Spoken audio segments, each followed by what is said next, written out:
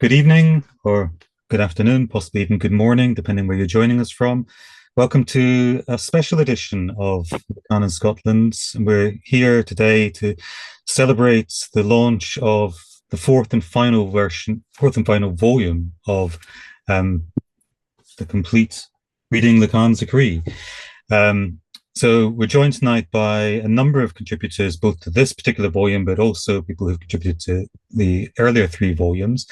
And the format tonight is going to be a little bit different from the usual Lacan in Scotland thing. Those of us who normally join us, rather than having a single presenter tonight, we're going to move more into discussion much more quickly. We're going to start with a few words from the editors, myself, Stijn and Derek. And then we're going to invite some of the contributors from this fourth volume to talk a little bit about their experience and their learning, their thinking around work on the chapter that they wrote. And then we're going to move rather organically into discussion. So we will start discussing amongst ourselves, but if anyone else wants to join in the discussion, ask questions, make observations, I know there are people here who wrote chapters of previous volumes. So if you want to jump in, talk about your particular experience, your particular thinking, just raise your Zoom hand and we will unmute you and we will let the conversation flow. But I'm going to start off now just by bringing Stijn and Derek into the spotlight. Hi, everybody. Stijn, and we have Derek. Hi, guys. How does it feel to have finished this project? Well, it feels very beautiful, especially when I see your background in your library and see the four volumes like so beautifully next to one another.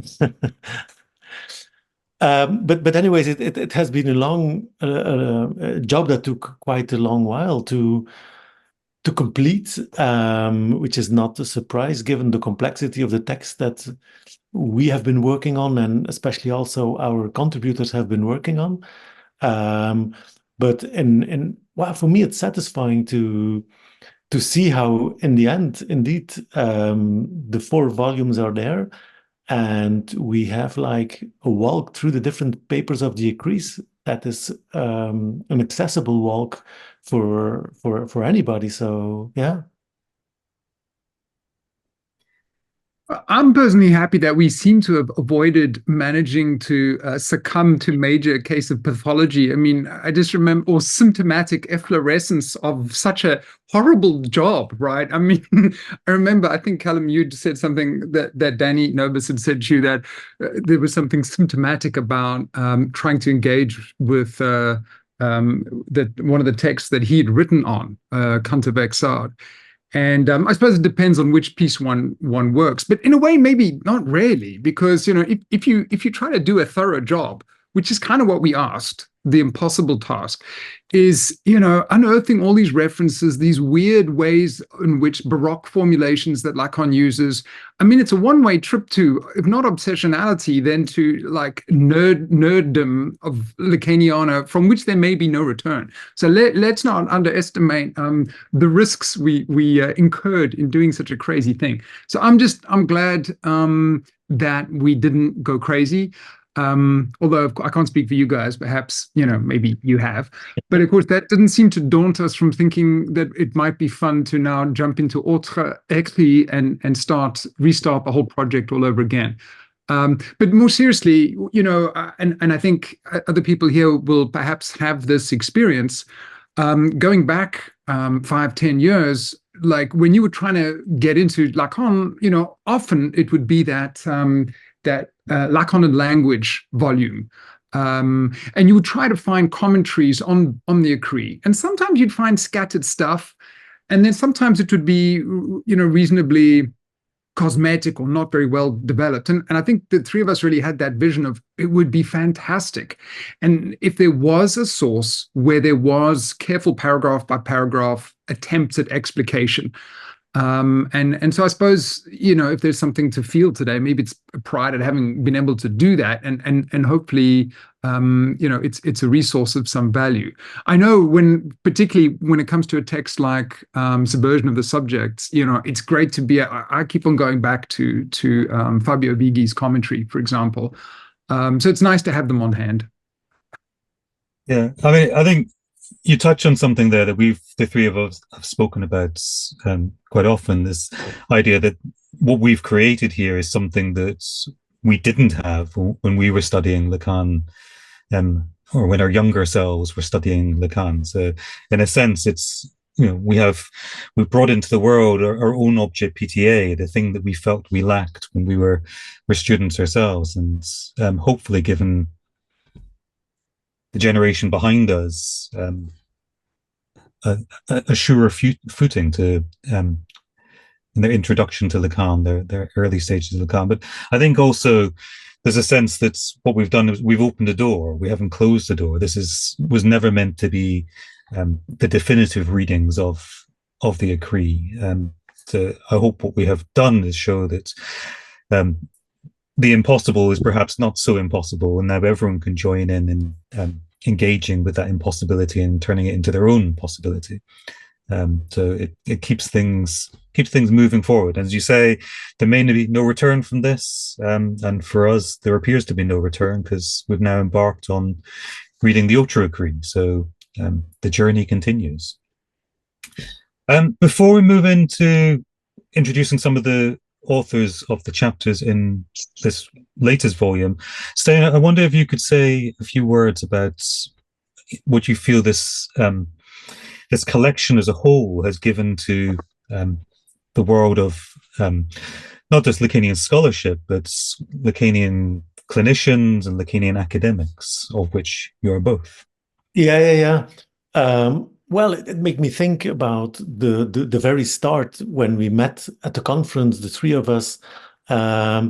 And I remember we were having dinner and having a couple of drinks, and then had the wild plan of indeed engaging into this systematic lecture of our volumes, the Écrits. We had it in French, we had it in the English version, and I think the difficulty with these texts of Lacan is that, obviously, as Derek mentioned, they're so notoriously difficult to find your way in.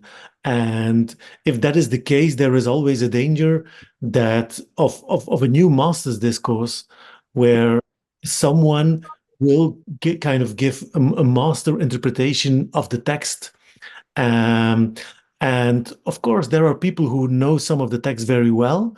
But as long as the texts are not discussed systematically, it becomes something of an authority or argument that is always at play.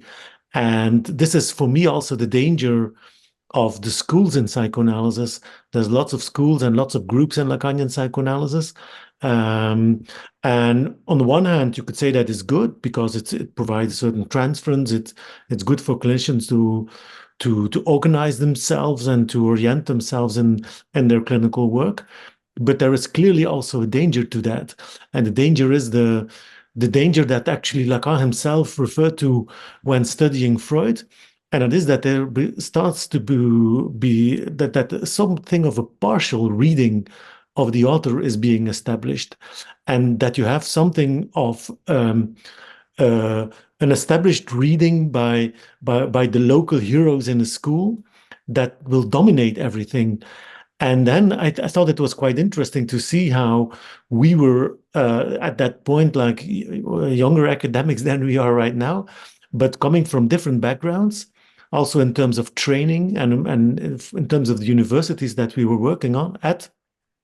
But we had a similar idea, like the search for an open academic exploration, the search for a close reading, like we sometimes see in philosophy. We see good examples of a close reading.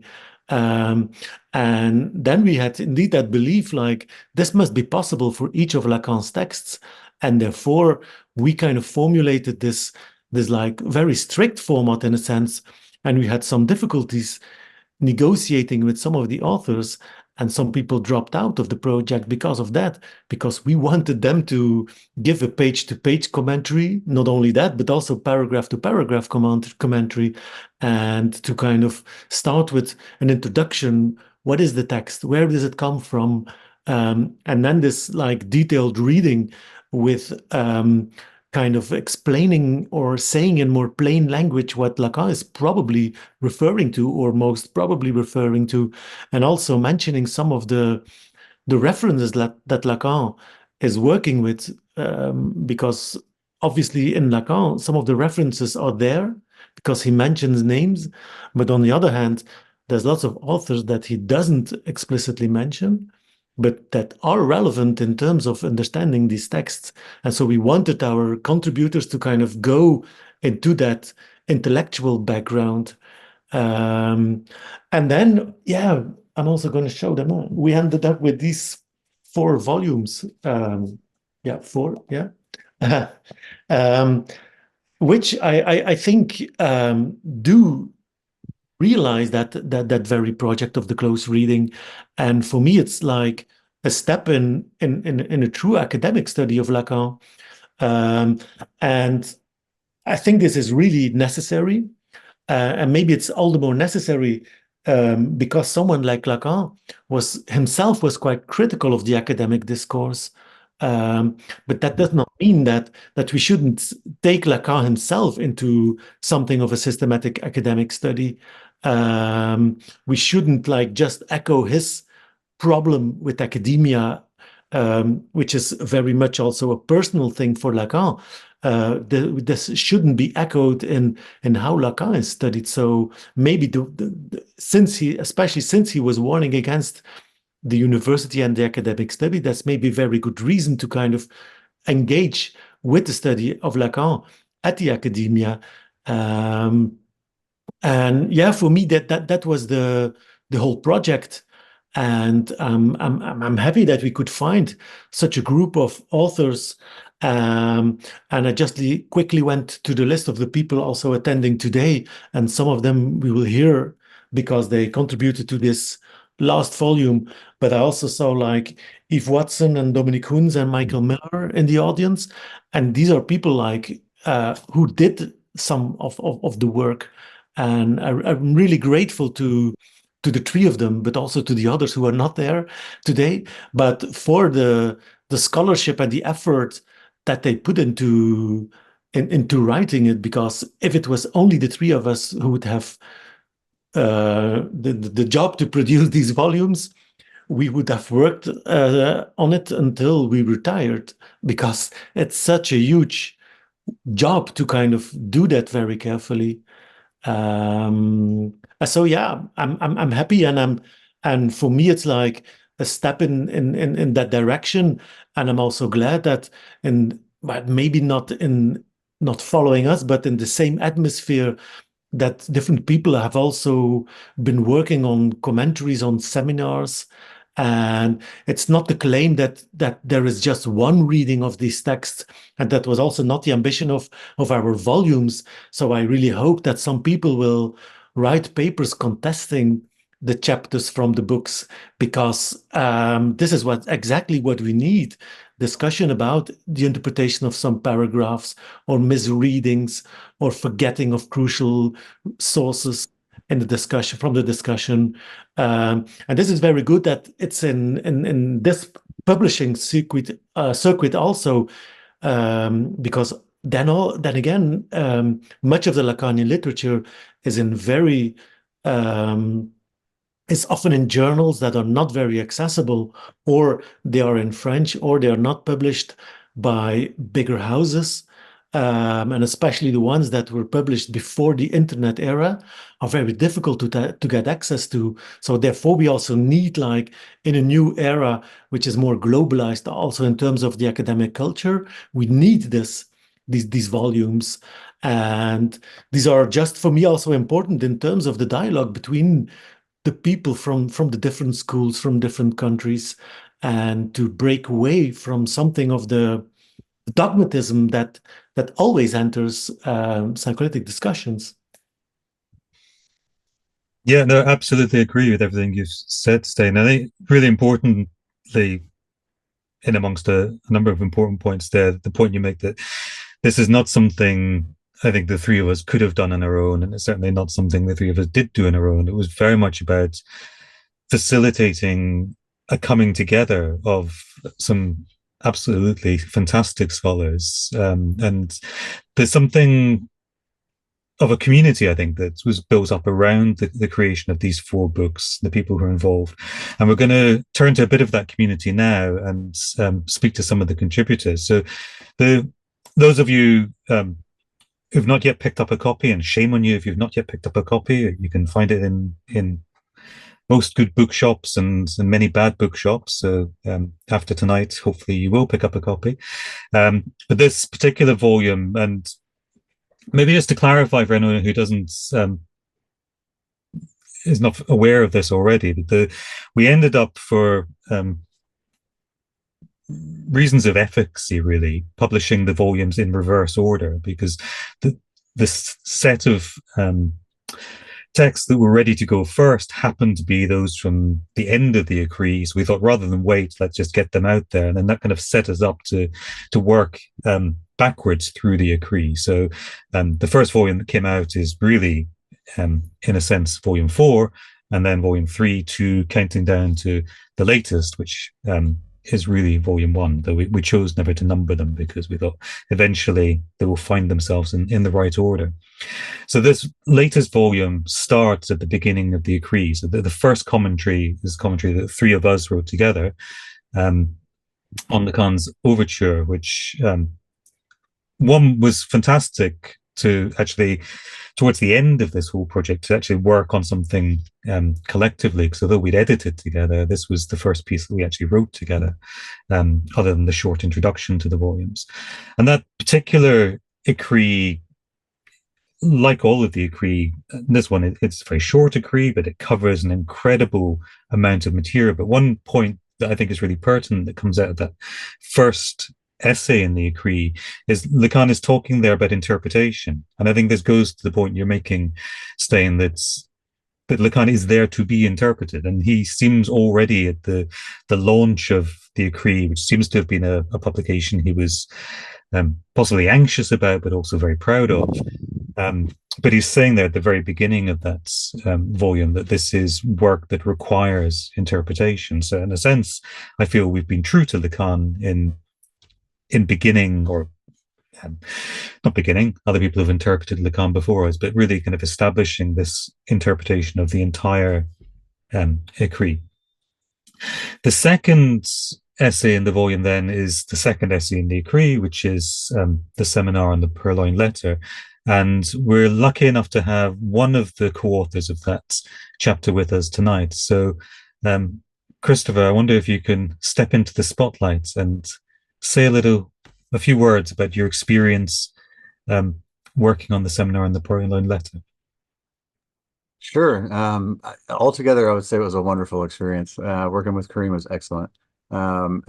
We've decided to work on other things in the future as well, but it was really interesting to go into his early conceptions in Seminar 2 of repetition and cybernetics, and how far ahead of his time he was in terms of how, like, a person's choices are somewhat predetermined by the way the unconscious operates, involving repetition, which I had happened for a certain amount of time during the period I was writing, going through myself, and had contacted a Lacanian analyst and so on and so forth. Luckily, I was able to extricate myself from that. But I think his illustrations do break down at a certain point. In Seminar 4, or perhaps a little bit later, it talks about, okay, he does admit, well, this isn't exactly a fully coherent theoretical, but it gets close to the reality of the situation, of how metonymy works and how metaphor works, and how things are manifested and thrown out as the caput mortem. And he uses a lot of different terms for similar things over the course of time. But so it was just very interesting, because most of Poe's stories, that by far is the most psychological one, I believe. I've read his other ones, and they're just nothing compared to, the hiding of something in plain sight, and how the letter works, and how it affects everybody that maintains possession of it within these usually triadic situations. Yeah, it was just very enlightening, and I appreciate, if it weren't for Bruce Tink's also explication, he did a great job that I was able to build on, and there's a lot of people that were responsible ultimately for assisting and getting all this together in one way or another. So yeah. Thanks, Krista. I think that's a really good point, that we are standing on the shoulders of giants, as they say, in a lot of this work. That's, it has been interpreted before, but it's that systematic reading that's we pushed you to produce is, as far as I'm aware, has never been done before on this really important Écrits. So it was fantastic of you to bring that to the volume. Well, thank you so much. And and I watched Derek's analysis of it on YouTube. I thought it was excellent as well. When it's like about an hour-long analysis of the the contents. So I put the little link on my blog there or something, And so at any rate, I appreciate that. Thank you, Christopher. The next essay in this volume, next essay in the Écrits, is Beyond the Reality Principle. Sorry, no, it's not. Sorry, Derek, I'm stealing your limelight here. The next essay is on my antecedents. So as the lead author on that commentary, Derek, can I invite you to step forward? Yeah, sure. Maybe Sinan will say a few words on the surrealism part of that as well. I know he's with us. But just to say, that chapter, I started some work on it, but it felt to me that it was nice to have a team of people working on it. And I think the story of the 4 volumes is that you kind of need to do that at some level. Maybe you don't have a team per chapter, but just, the sheer number of texts and references and citations and allusions in the Lacanian, labyrinthine Lacanian text, it helps if you got a whole bunch of people working on it. But I mean, I would say what was really instructive about that text on my antecedents was it's kind of it's almost as if Lacan was saying, because this text was a later one written for the publication of the Écrits. It's almost as if he's saying, you guys have got an established apparent sense of my key influences. And on my antecedents, he seems to go out of his way to try and highlight those bits, those influences upon him that often get, secondary amounts of attention. So, he doesn't speak about Saussure, but here we suddenly hear him talking about Clérambault, and we hear him talking about mental automatism, and of course talking about surrealism, and of course talking about his psychiatric influences. So I won't elaborate much. I'm hoping that Sinan will say something about surrealism. But one of the things which was a real gem of a discovery for me in that chapter was not only some of the early material that he had produced, the more psychiatric stuff, but the focus on paranoid forms of psychosis, which goes, of course, all the way back to his dissertation, his thesis, the ME case. But for me, what was so fascinating was how he takes mental automatism, and hopefully Stijn can say something about this, because in my research for the chapter, I came across this fantastic paper all on mental automatism. And I'm like, this is fantastic. And then, of course, I realized, oh, Stijn wrote it, which was kind of helpful, because that meant I could steal bits of it and put it in the chapter. And because Stijn's the co-author, that's okay. Although I try to paraphrase and reword. But the sort of genius moment there is that Lacan seizes on a concept. He wants to credit Clérambault with being his master, only master in psychiatry. But of course, the way he eventually goes on to mobilize and deploy and utilize the notion of mental automatism is so different to how, in many ways, to what Clérambault wants to do with it, that it becomes Lacanian in the very moment then he's saying that it belongs to someone else, or that he's in the very moment that he's paying homage to someone, he's kind of reinventing the concept. And what's so ingenious about how he uses mental automatism is that in this initial conceptualization, in old school psychiatry, we have this idea that they're non-ideational, that they don't inherently have contents. They're not inherently linked to a series of ideas. And of course, when you realize that, you can start to see why, for a theorist of the psyche as a function of the signifier, that would become important. And I think that's still such a sort of revolutionary Lacanian moment, that not to get tripped up and entranced and seduced with the contents rather than the functions. And so what for me was very enlightening was the sense of how he utilizes the idea of mental automaton, which basically, automatism, which basically refers to disturbances in thought. And the Stijn has helped me realize that can take at least two forms. It could be where there's missing thoughts and where there's intrusive thoughts. But because they're not necessarily content substantiated or contentful, that enables him, when he starts to think about the signifier in psychical operations, to utilize and rearticulate this thing. Just one quick other point about that is what is also so crucial that I realized in the chapter is that it's that the On My Antecedents article, of course, is linked very strongly to Seminar 3 and the critique against understanding at the beginning of Seminar 3. And that was eye-opening to see how much of that is still being continued in a much later piece in On My Antecedents. Sinan, did you want to say anything about the surrealism influence? And I just asked, you knew a lot about René Crevel, who I did not know at all. And he gets cited when Lacan is talking about surrealism. So I think I was kind of working on some of this early Lacan at the time anyway, and so it was kind of fortuitous that Derek, you invited me onto the project. I think that, what struck me the most is just how much, so obviously we know that Lacan's a bit of a liar and he always tends to deflect. But what was so interesting about this piece was that, he's what, 65 when this comes out? This is like, by all accounts, his first real book. And he's quite old, not to be cruel, but 65 not old, but we get the point. So he's kind of looking back. The sense I got, he's kind of looking back on his career and trying to kind of pinpoint a narrative, right? And so it was so interesting to me that he would choose to highlight the surrealist aspect of his career, which didn't actually last very long. And so, he points to René Crevel and he says, Le Clavecin de Diderot. So it was a really kind of important piece for him.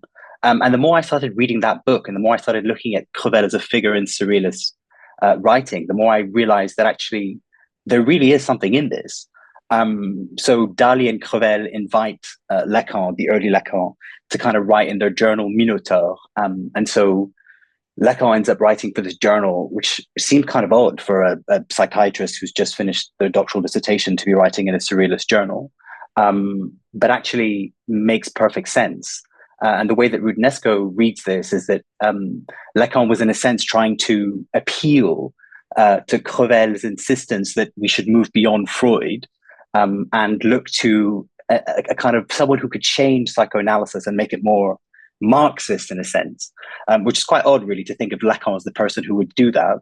But at least the early Lacan, it chimed in well with his kind of vibe. So the more that I was kind of reading, the more I was kind of understanding the surrealist aspects of Lacan, the more I understood that actually, I think that in many ways, Lacan throughout his career is leaving himself little threads to pick up later on.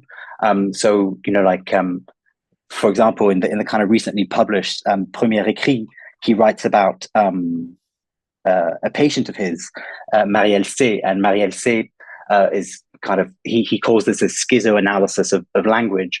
And in her kind of speech and her novels that he reads, he picks out certain sentences that, again, in like 30, 40 years later, in Seminars 20 and 21 and 19, he'll use some of those concepts. So concepts like amour or concepts like l'autre moine, etc. And these are all kind of the psychotic writings of his patient from the early 30s, which kind of gives a sense of the surrealist Lacan.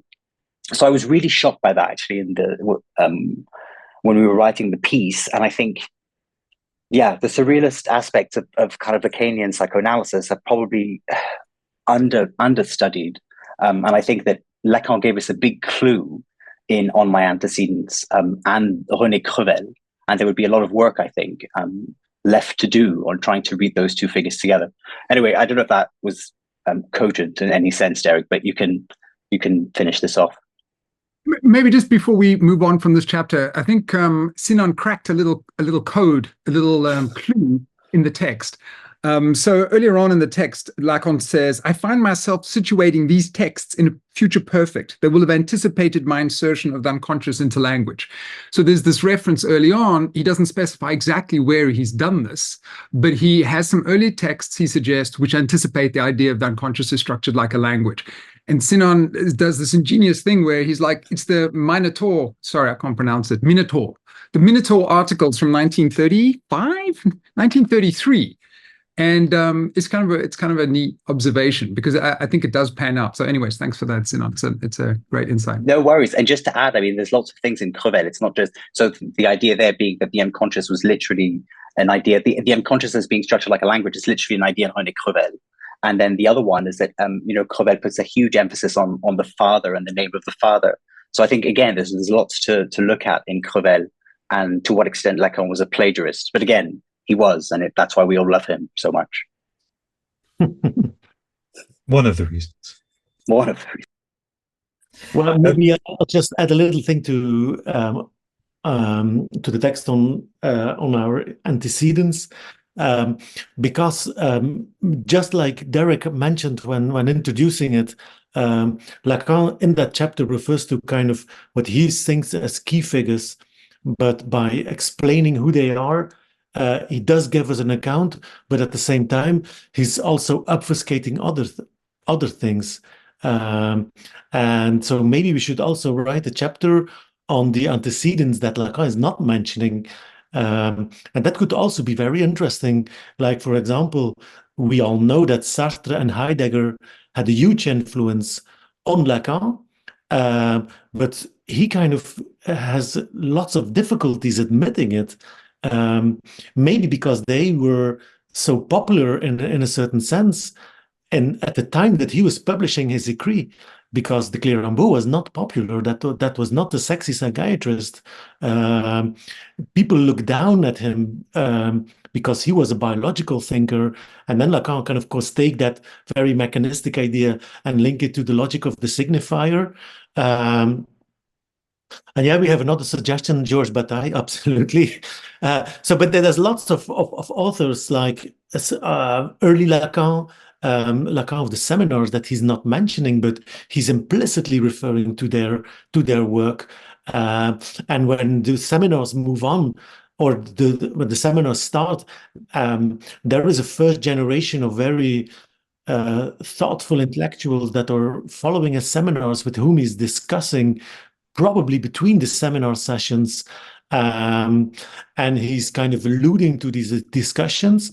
But these are all things that Lacan is not mentioning. So it would be very interesting to kind of read between the lines and do that exercise as well. But that's for yet another paper or volume. But we shouldn't just be misguided by thinking that Lacan is actually like enlightening something of his past. It's just very selective, and it's something of an interpretation itself. Maybe also the way he wants to be seen as the one who is making the creative links, but there's more than that. I did pick up on a little point. This picking up on the way you introduced your comment there, Stijn, which speaks to a question that has always confounded me with this particular Écrit. You spoke to it, you said on our antecedents, which is of course the way it appears in French, nos, our antecedents. But in the English Écrit, it's my antecedents. And Derek and Sinan, in working on this, did you uncover any sense of why that's peculiar translation from the plural to the singular, our to my? I just blame Bruce Spring for that. I don't know why. Yeah, Sorry, I think that's the translation. I don't know. I actually agree. I agree with you, Derek. I think it's just the royal we, right? And it would have been fine as on our antecedents. and that's what it is in French as well. So I think just a peculiar translation choice, I think, but it doesn't change the meaning in any meaningful sense. It's just a Finkian, if we can use that term, translation. It kind of speaks, in a sense, to our work here as well, because what we've produced is a commentary, but the commentary is, in a sense, already a translation. So we're all very indebted to Bruce and his work, but this then allows us to continue this work of translation. And I don't know if I can speak for all of the authors in the volumes, but certainly many of those I've spoken to went back to the French a lot during their commentaries. So we have Bruce's fantastic work to rely on, but it allows us to move more quickly into the French volumes and really get into the nitty gritty of that close reading of the text, which is helpful. And sometimes in doing that, you realize that Bruce, for all his fantastic work, makes some very peculiar choices, and the French says something productively different, which is useful. The next paper in the Écrits is Beyond the Reality Principle, but I don't think David Pavanquiller is with us this evening, which is very sad. He's done a fantastic job, very clear and really quite succinct and readable job of commenting on that chapter. That's then followed by The Mirror Stage, which I wrote the commentary on myself, and The Aggressiveness in Psychoanalysis chapter, which I wrote in conjunction with Tom Ayers. So just to say a few brief words, I don't want to hog any limelight. We've got some fantastic people who are going to speak this evening, so I'll be very brief. But just on those two papers, I, in some senses, was very fortunate and possibly very unfortunate to write the commentary on The Mirror Stage, which is probably Lacan's most read essay, the most read of the Écrits. So a big challenge there, but also it's the one that's already been commented on probably more than any other. So I had a lot of help in writing that. But what I found very interesting working between those two chapters is working on one chapter on my own, and kind of really speaks to Derek's point earlier about this is a project that could have very easily driven us mad. And there is something that tempts you into an insanity when you're working on one of Lacan's Écrits on your own, that you're there and you fall into an imaginary identification. You start to convince yourself that you've understood what Lacan's saying. And just thinking of the process of producing the commentary, I found it incredibly valuable to work on the other Écrit that I worked on with other people. So the Overture, which I worked on with Stijn and Derek, and particularly the Aggressiveness chapter, which I worked on with Tom Ayers, that the existence of an interlocutor, someone who's working on the chapter with you, is so important, because it pulls you out of that delusion that you tempt yourself into, that you've seen between the lines and you understand what Lacan is really trying to say.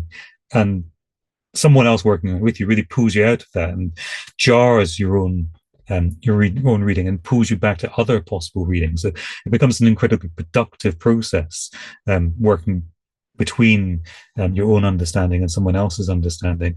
And I guess maybe a kind of lesson there for anyone in the audience who has kindly volunteered to work on Overture Écrits with us: get other people involved, even if they're not co-authoring it with you. Get other people to read the work before you submit it, and challenge your thinking, because there are always other ways to interpret what Lacan is doing. And as we said at the very outset, a lot of what we're trying to do is open up the discussion. The other thing I'd say briefly about the two papers that I worked on there was how incredibly fresh they appear. These are papers that were written over half a century ago. The Mirror Stage, Lacan first presented it in the 30s and then eventually published it in the 40s. Aggressiveness in Psychoanalysis, published just before The Mirror Stage, although it appears in the Écrits just after The Mirror Stage. So they were written a long time ago. They were written early in Lacan, or relatively early in Lacan's career.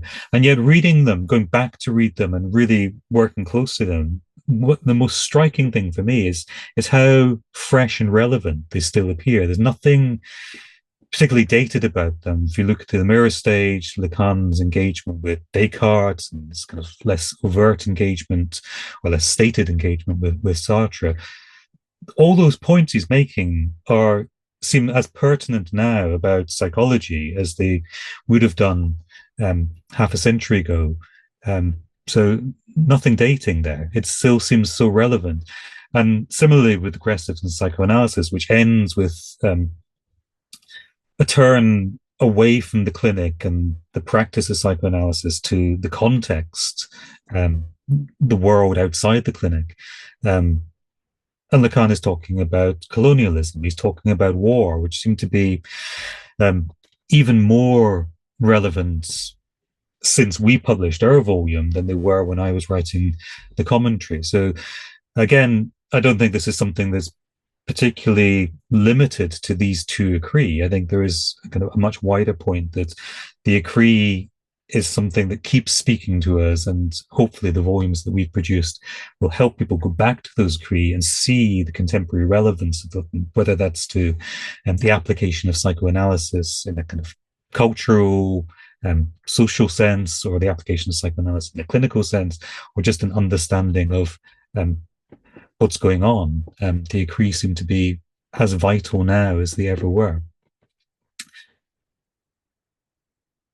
The next essay in the écrit, next essay in our volumes, is the essay on criminology. And we're very lucky tonight to have the author of this. It's a very long écrit, so a very long commentary. Carol, did you survive the ordeal with sanity? Yeah, of course, this was a few years ago, so I've had a chance to recover somewhat.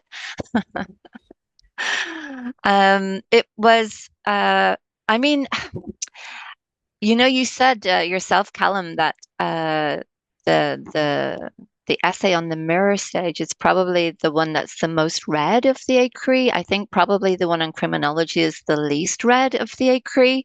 So I'm kind of hoping that, if not after tonight, then, at least after, maybe people will dip into the essay and see what it's about, because I really think it's worth it. For me, it really appealed to me because my background was in psychology, sociology, philosophy, and as part of the sociology, a big chunk of that was on criminology. So we had this amazing professor of criminology when I was an undergraduate. And actually, he's quite well known in Greece anyway. He's also a writer of children's fiction, so an all-around good guy. But, I'm also very interested in the whole, I'm really interested in the way that we get so, caught up with, especially nowadays, like these great Scandinavian crime TV series and films and the whole Scandinoir thing.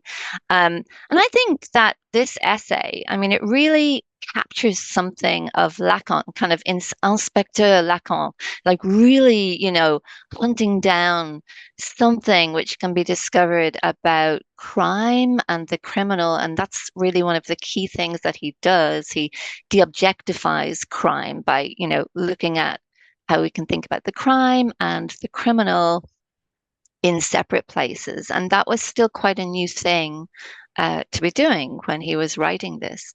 And this was a conference paper, and it's one of only 2 essays in the entire écrit, which was actually a conference paper. And the other, as you probably know, is the one on aggressiveness, or aggressivity rather. So I think it's a peculiar one because it's very overdetermined. It's because it's given, if you think about the difference between writing a conference paper versus a chapter or an essay that you might write, they're very different. So it is very condensed. It's very condensed. Hence, I don't know how many, 100 footnotes or something that I subjected you to, but it was really necessary because, my God, like every sentence contains so many references, some of them explicit, and some of them really tucked away and hidden, so that actually, as a writer of this and as a kind of a researcher in it, it was, I confess, a bit of nerdy fun, because it really was a case of, hunt it down and try and figure out what is he actually referring to here. So that was a lot of fun. The other thing that really appealed to me, and because of my own background, was how, I love reading early Lacan anyway. And one of the first things that I would have studied when I started my own formation in psychoanalytic psychotherapy with Cormac Gallagher was the family complexes. So that, I don't think that, I know for a fact that doesn't happen on, a lot of training courses. But to start with that family complexes article was probably, well, first of all, the most useful for me, I would say, clinically, but also a fantastic article that really situates Lacan's early thinking, and very much as what I would say as a Durkheimian. It really shows his Durkheimian origins, and I love Durkheim. So I was very happy to be able to connect back up his, early thoughts on the family complexes and his thoughts there on even the formation of the ego, connected back up to the mirror stage article, and then followed through into his comments on criminology and criminality. But it's also, and I would really urge people to have a read of this, because he probably says more about his early thoughts on the superego in this paper than I think he does anywhere else at the time. And he says remarkable things about the superego. They're very much, if you're familiar with the article on the family, and I know that Eve is, because she had the same training that I did, but if you're familiar with his comments on the family complexes and on the kind of auxiliary function that the superego performs at that, in his early, let's say, theory of subjectivity or formation of the ego, then it's really interesting to see how he, every point that he makes in the 5 parts of this essay is to close down and hunt down the operation of the superego in the crime. And he actually says, he goes as far as saying, criminal acts reveal the law of the superego. Right. And I think it's also interesting because at the end of the essay, he essentially, the 5 parts are kind of like one. The first part is like, okay, sort of psychoanalysis and criminology are quite similar. They're both hunting for the truth, but we do it in different ways. And the way that psychoanalysis does it is better. And then part 2 is psychoanalysis is a lot like sociology. We're also very interested in social norms, society and culture, only psychoanalysis does it better.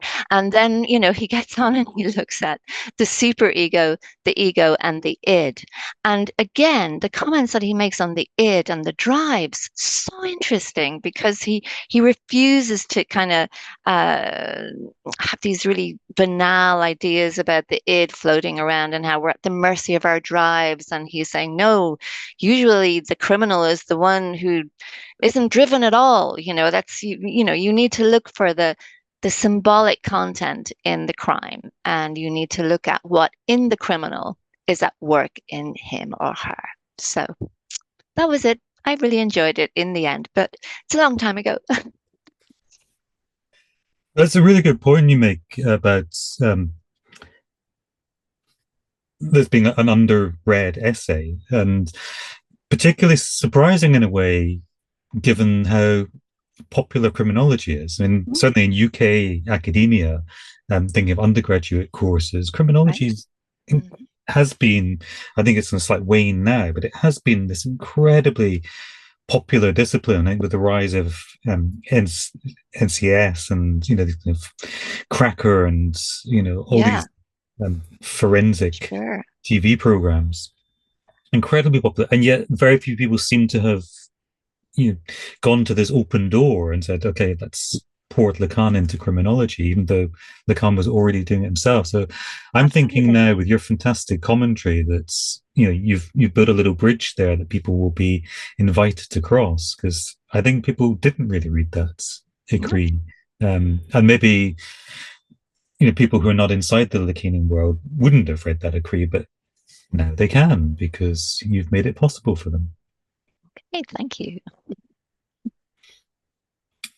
The final essay in this final volume is the presentation on psychical causality, which was written by Matthias Desmet, but I don't believe Matthias is with us tonight, so we have no words on the final chapter. But instead, I wonder if we might turn to someone else who didn't contribute to her volumes. But we spoke earlier about how when we were first reading Lacan or first studying Lacan, that something like this didn't exist. But what did exist, for myself anyway, I think it came out the year I was first studying Lacan, was Dylan Evans' dictionary, which we... Good timing there. See that synchronicity? See the way the editors work so closely together without even having to speak to each other. And we're lucky to have Dylan here tonight. And Dylan, I wonder if I could just really rudely put you in the spot and say, having done all that fantastic work some time ago, working through Lacan and producing certainly what for me is a student of when I was first a student, so I consider myself still a student of Lacan, but when I first started studying Lacan, your book opened up so much and was, it never left my desk. And now, so many, a few decades later, we produced this volume, which we're kind of hoping will do something similar. I just wondered if I can invite you to share some thoughts. Yeah, thanks very much. I just think the main thing that sort of been going through my mind as I've been listening to all of you speak is that how refreshing it is to hear people speak about Lacan in ways that don't just simply try to sort of ape Lacan's own discourse. That is the way, when I got into Lacan, I was first in Argentina. And then in Paris and London, it was very difficult to find people who could talk about Lacan, with any kind of authority, who were not practicing analysts or very closely connected with that world. There were few and far between. The people who are, apart from sort of Joan Cope-Jack and a few people like that in literary departments. Often in the States, that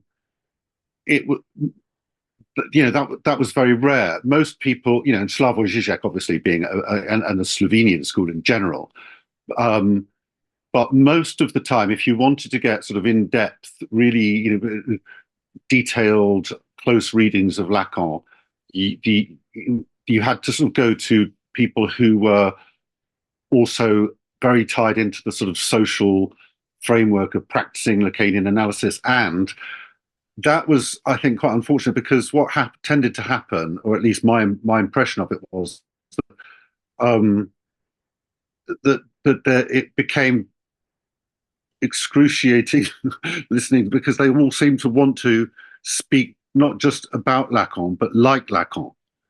And Lacan had his own style, and it was his, and only Lacan could speak like that. And anyone who's not Lacan, who tries to speak like that, ends up sounding, usually incredibly boring and sort of almost sort of repeat, sort of, it's like it's some kind of liturgy. So I think, the important thing is to, when you're writing or speaking about Lacan, to be able to speak or write about Lacan in a way that makes it that still is true to your own voice, and that shows how you've made Lacan your own, in the sense that you've incorporated his tools into your mental toolbox. That doesn't mean you have to incorporate all of them, and it doesn't mean you have to use them in any way that is sanctioned by some kind of official Lacanian church or anything like that.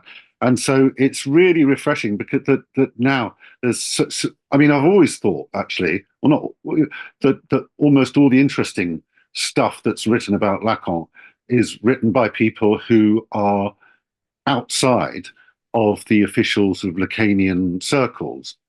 And that's precisely because of the sort of effect that I was just talking about.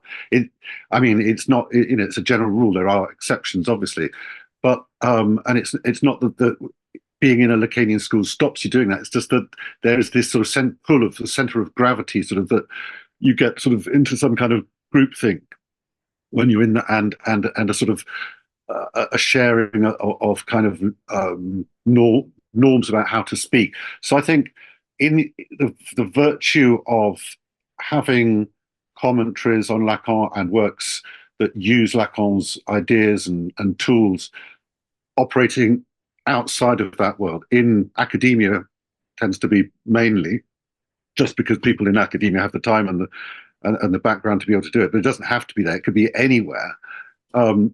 Is that, it's freed from that kind of pressure to conform to a certain way of talking about, like on a sort of deferential kind of way.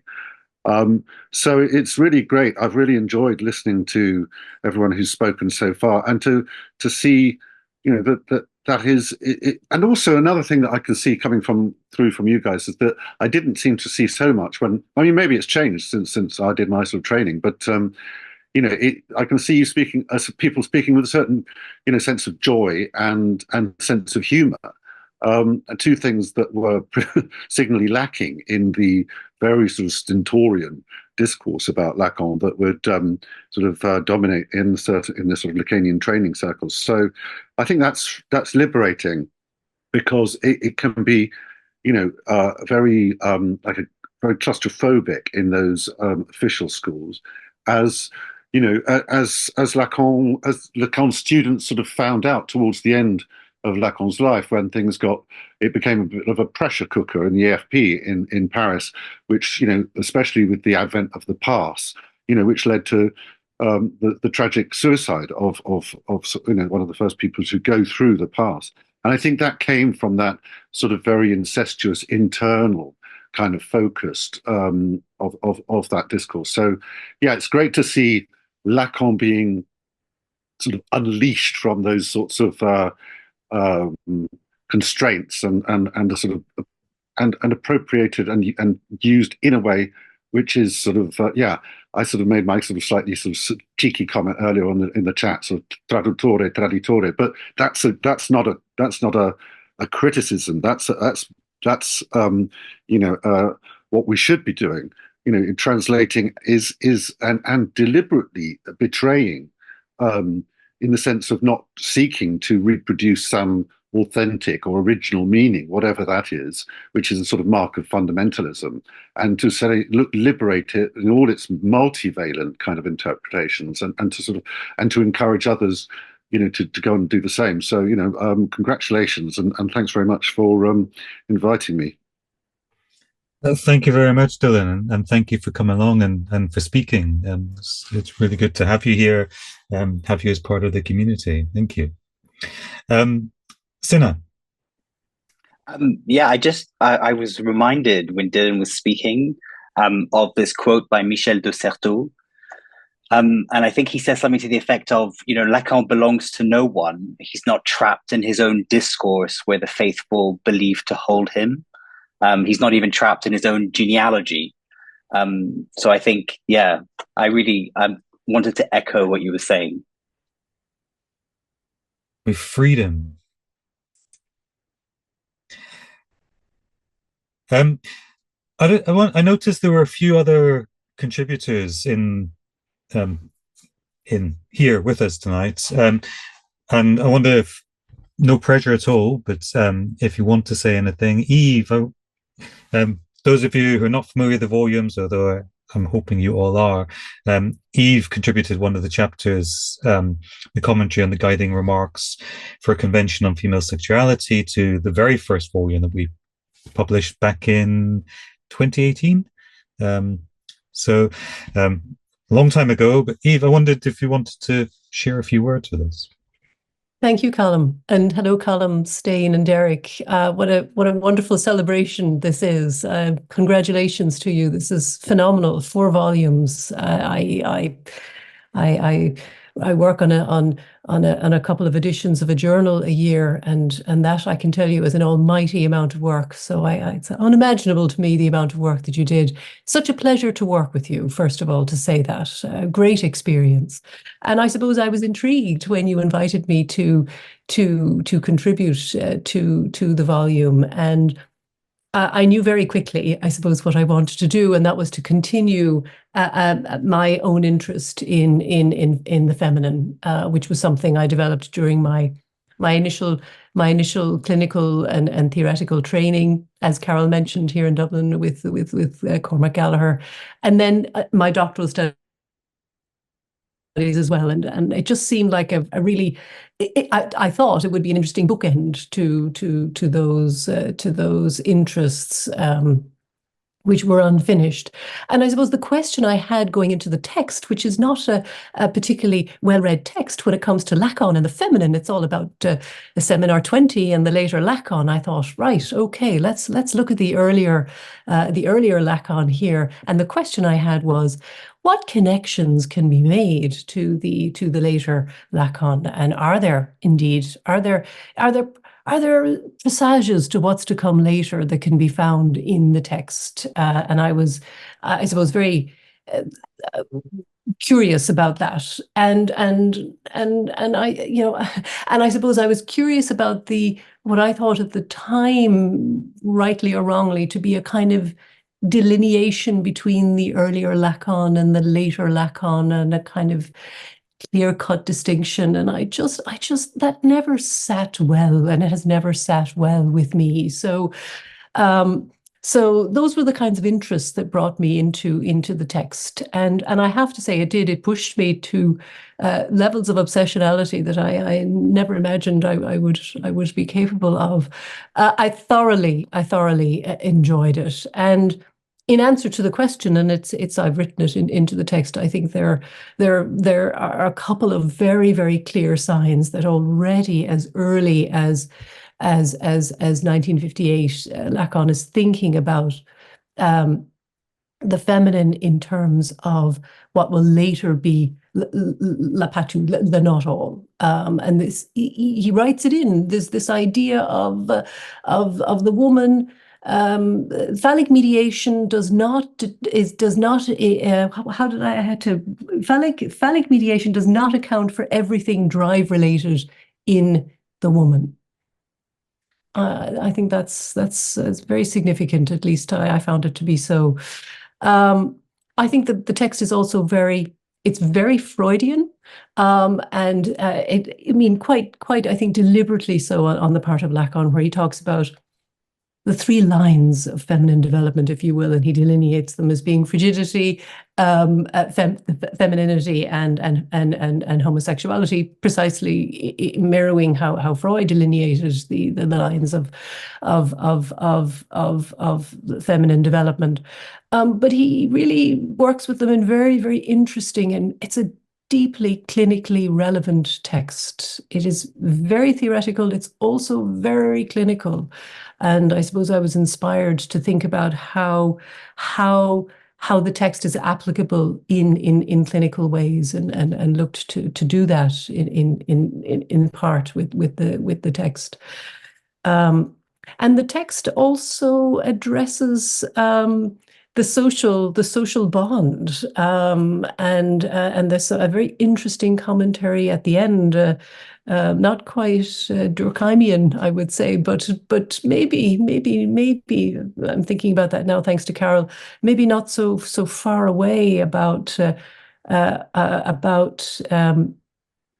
marriage and about the institution of marriage. So if all of these things were not just relevant, I think, in the late 50s, and relevant, I think, to thinking about later Lacan and the feminine, but I think precisely to today. As recently as last week, we had a referendum in Ireland asking us to think about a definition of the family, for example, and we could have done, I think, with reading this text. So thank you very much for inviting me to do this. It was hard work, but I I got a lot from it, and it was and you've roped me in again. We're very grateful that you're joining us again. Yeah. I think that summarizes something very important in the experience of the project. You're absolutely right. It's hard work, but it's very enjoyable, and there's something very satisfying. Perhaps not satisfying in the sense of a complete closure, but there is something satisfying in producing a reading. And that exactly, Calum. And in fact, I'm reminded of one other thing I really wanted to say, which is that the volumes that you've produced and the panoply of contributors that you have, I mean, this is a distillation of thinking really from so many different places with very, very, very different styles and approaches. And I think there's something very important about the volumes representing really a total lack of uniformity when it comes to thinking about Lacan in theory and in practice. And I think that's very important, and perhaps that says something about your how you work together and thought through how to do this, and the product, I think, speaks for itself as a distillation of very, very different ways of thinking about and approaching the work of Lacan. Yeah, no, that's very kind of you to say, and I think you're absolutely right. We approached this from the very beginning with a view to, I mean, it's kind of echoes what Dylan was saying as well, that we approached it from an anti-dogmatic perspective. We wouldn't, and there was that accusations for some quarters when we first embarked on the project that we were trying to nail Lacan down and, somehow produce the definitive and hence, what would become the dogmatic reading of Lacan. And that was never our intention. The intention was always to open it up, not to close it down. And I think the fact that we've managed to entice so many fantastic scholars into working on the project and to not give up on the project, because I think we know there were some people who gave up on the project who just, this kind of project wasn't for them. And it's not that they're not fantastic scholars, but we did set a very tight remit for people. And yet people within that were able to produce using their own voice, their own interpretation. And collectively then we produce a set of readings which, read all together, really opens Lacan up, because the papers don't all agree with each other, but where they disagree, it's a really productive disagreement. And that's what we need. Well, I was also thinking, building on what Yves is saying and also what Dylan was saying, that I thought that point was very interesting, that not speaking like Lacan, that's the challenge. And this is actually maybe at least 3 levels, like the level of grammar, not using these complicated sentences, that this was probably, and indeed it was Lacan's style, but copying it does not make any sense. And then we have the lexical level, where of course we see that Lacan has very specific choices and makes these new concepts. And it's not just using these in a blind way, but unpacking the use of the concepts, which I think was very important. So not taking them for granted, but working with them. And the third level, I would say, is like something of the doctrine, because Lacan himself often referred to his work as that he started from a doctrine. And we don't have, when working with Lacan, it would be very stupid to just repeat like his statements. That does not make sense. Here again, it's like seeing these statements in the context and studying what we can do with it, what he did with it. And this is very important. And I think that's the atmosphere of these volumes. And this is indeed why we don't have a problem at all with some authors contradicting one another. I think that's very useful. And it's very, very much starting from the idea of the dialectics of thinking. Lacan himself was a very dialectical thinker. So that's something we can start from when working with Lacan. Yeah. It's a wonderful point. Yeah. You're reminding me that I started a paper on dialectics in Lacan a number of years ago and was trying to count the number of ways that Lacan referred to dialectics, and it was a huge list, and I put it aside. But anyway, you're prompting me to think about it again. But this notion of dialectic in the Hegelian sense, you mean it. It's very, very important. We don't end up where we start. Yeah.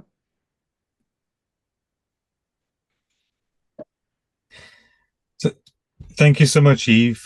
We have about 10 minutes left.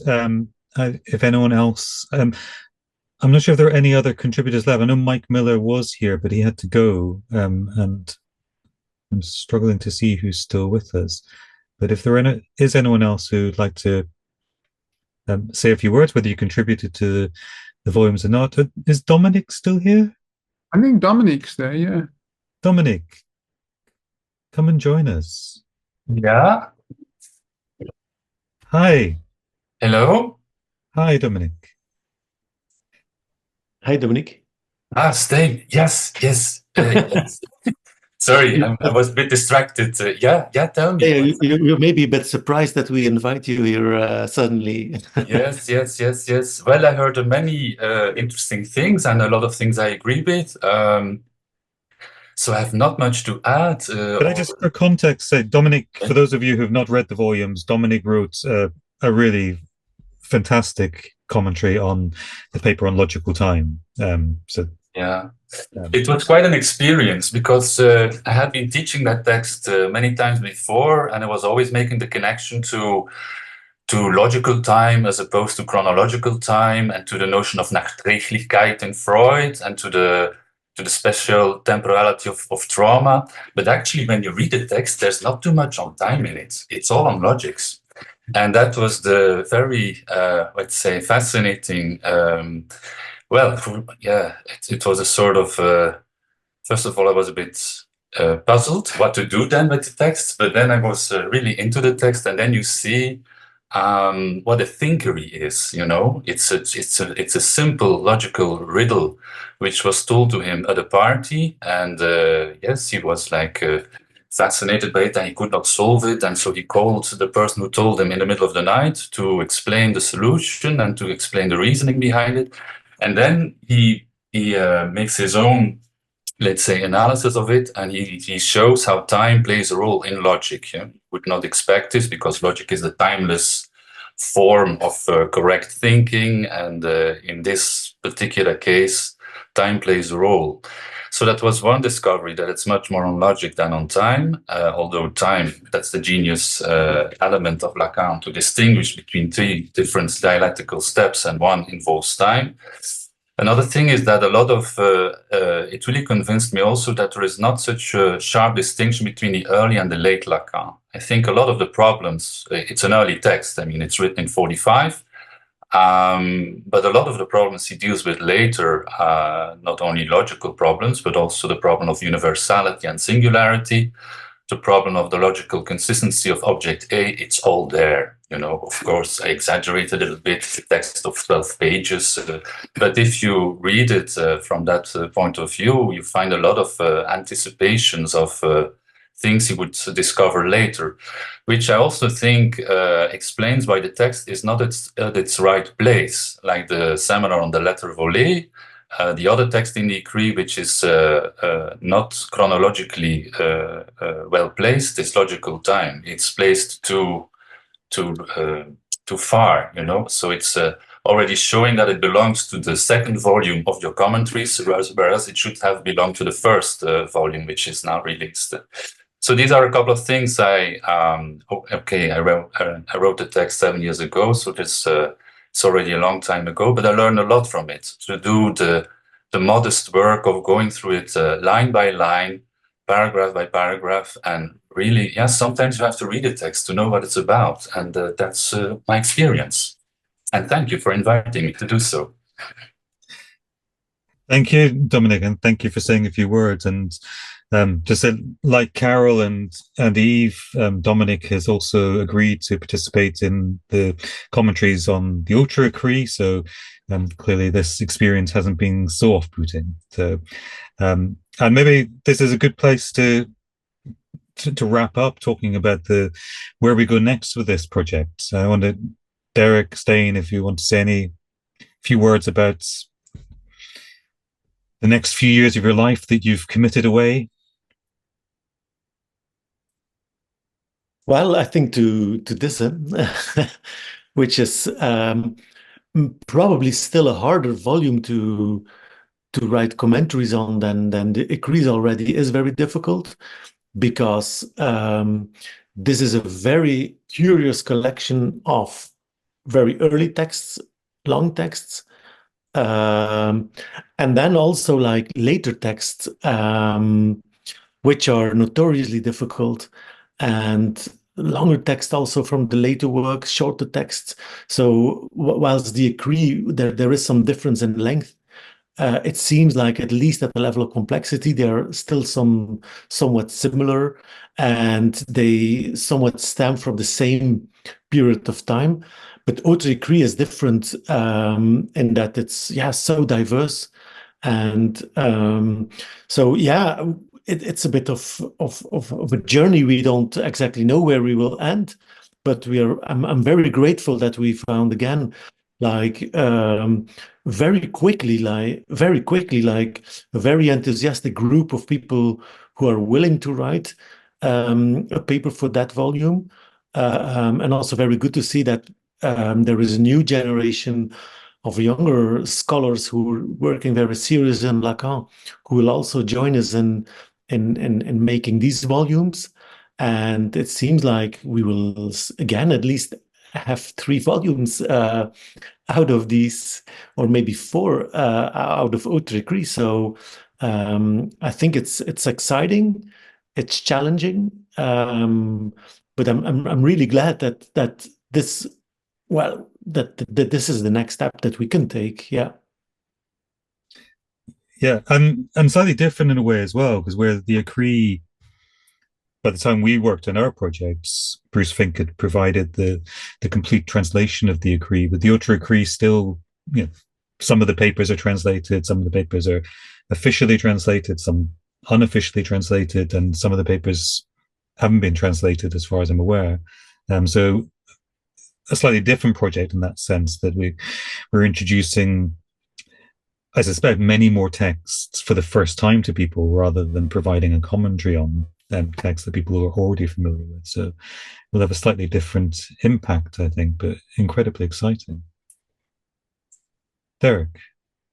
Well, I see Patrick has asked a question about what happens when you hit upon a piece of the text that's completely, opaque or difficult, and you can't do much with it. So I know we're perhaps reaching the end of the session today, but it might be interesting if people had thoughts about that. I mean, my own thought about that is, I remember when I was working on Function and Field, and I read what Paul Verhaag had to say about that. And one of the things he remarked upon that text, which is fairly well known, is just that he said, there's bits and pieces that are still richly deserving of further research. And maybe sometimes, I don't know if everything Rudinesco says is absolutely necessarily correct, but I mean, when she talks about what she writes about the period, the summer when he was working on Function and Field, she describes it as like 300 or 400 pages of notes that he had done. So, I suppose maybe we've touched on that already. There's something about the inexhaustibility of the Lacanian text, which sometimes, you spend a lot of time on it, you spend a lot of energy on these things, and then you realize by the end of it that there's a whole series of little research programs that open up in between paragraphs almost.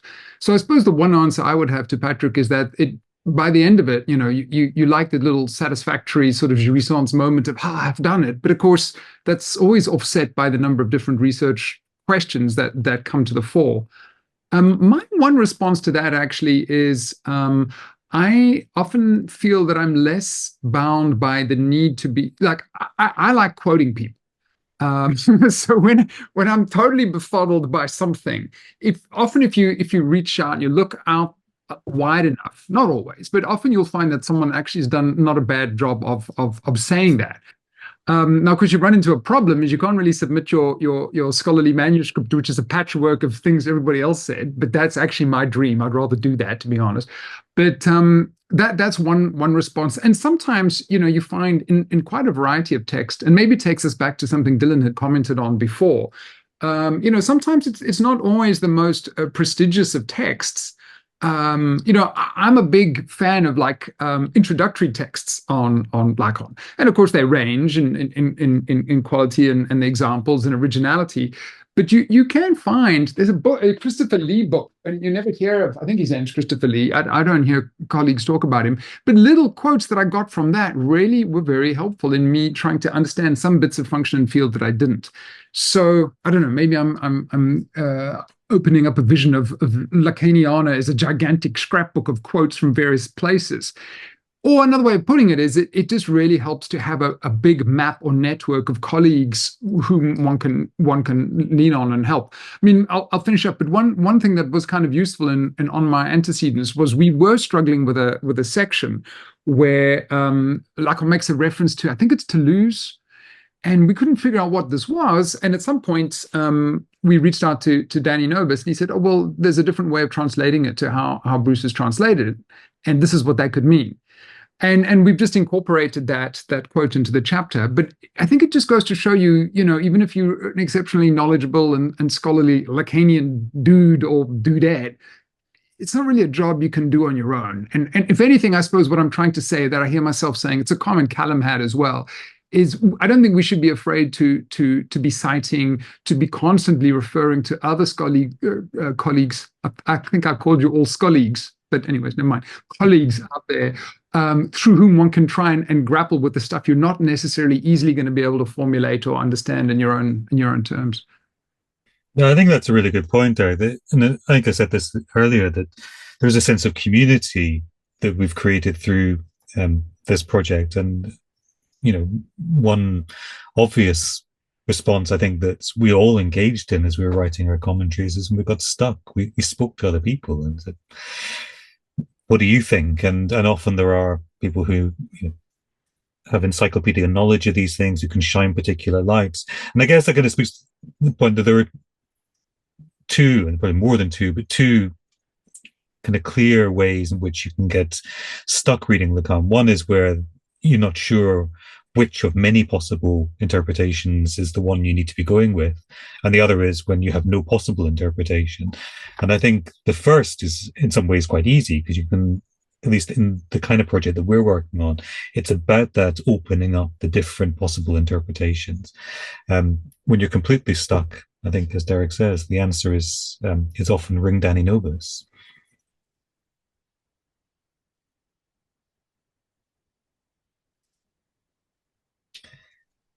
Carol.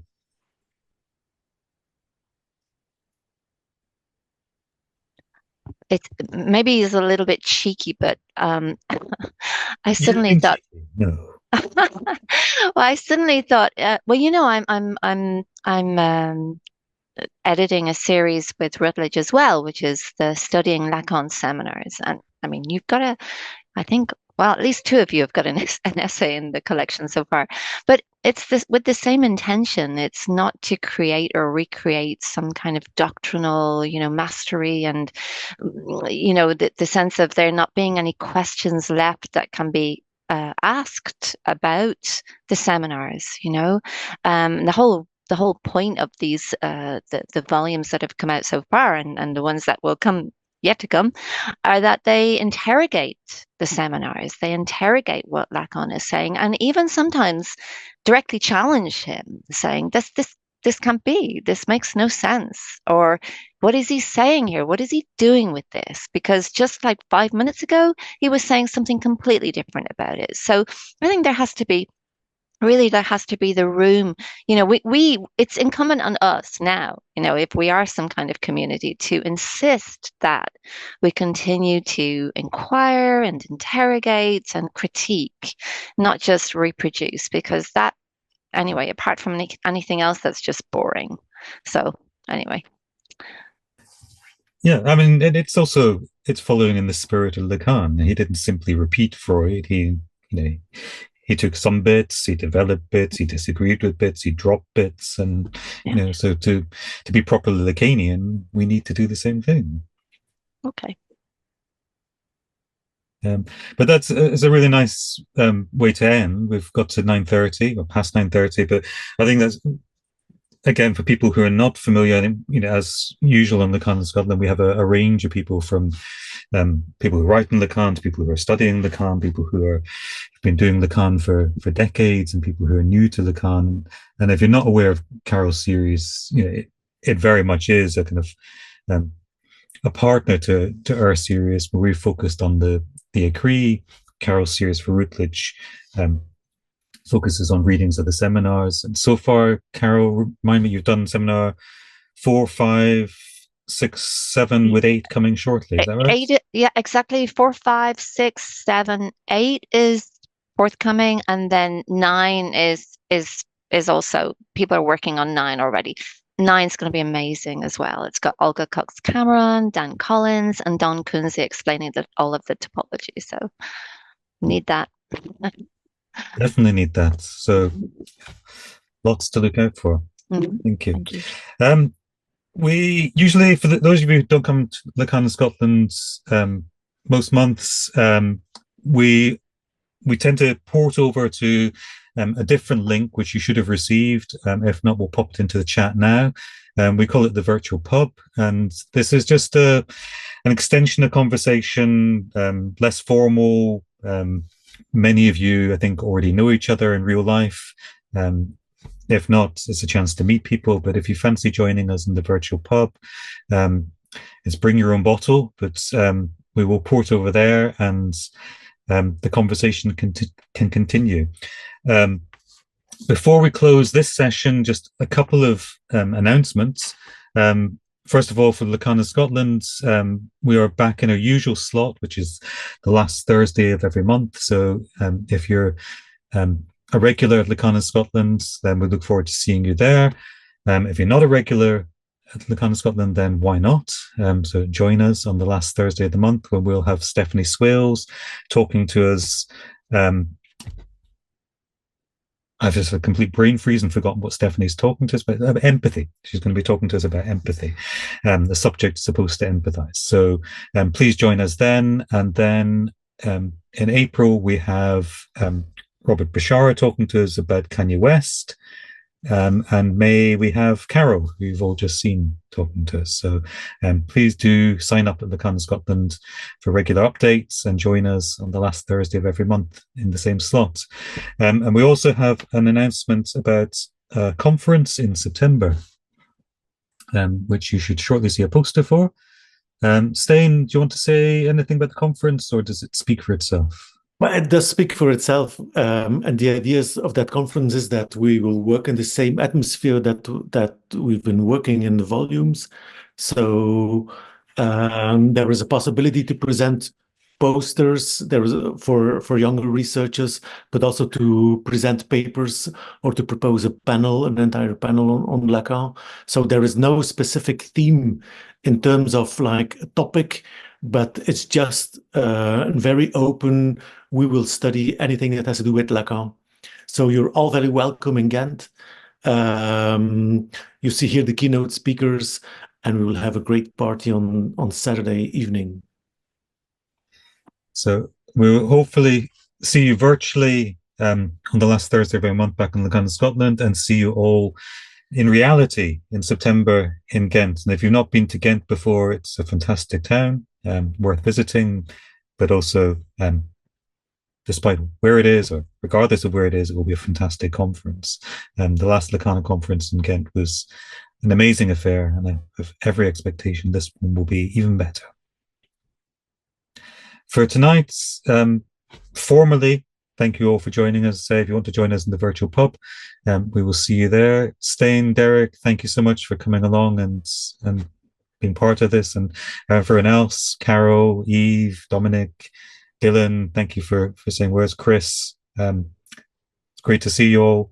and lovely to have you join in with us. So thank you very much. Okay, bye everybody.